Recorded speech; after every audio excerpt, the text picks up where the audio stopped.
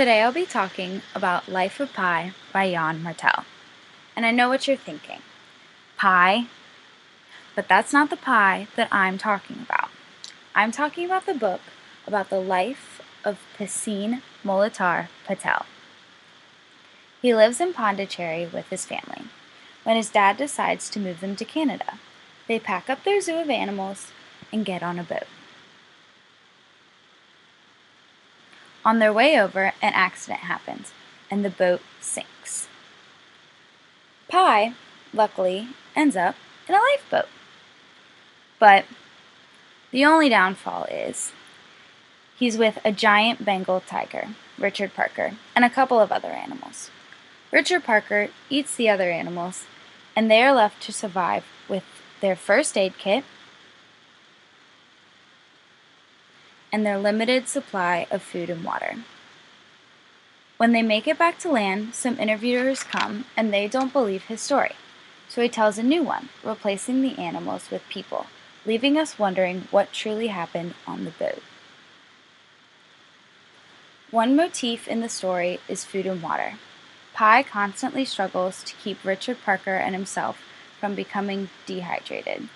He has to ration out the water he finds in the first aid kit. This is very ironic considering he is surrounded by an ocean of undrinkable water. The ocean is also full of different foods, and throughout the story you see Pi change from his comfortable vegetarian lifestyle to more of a hunter-gatherer way of living. He starts by killing fish and moves his way up to turtles.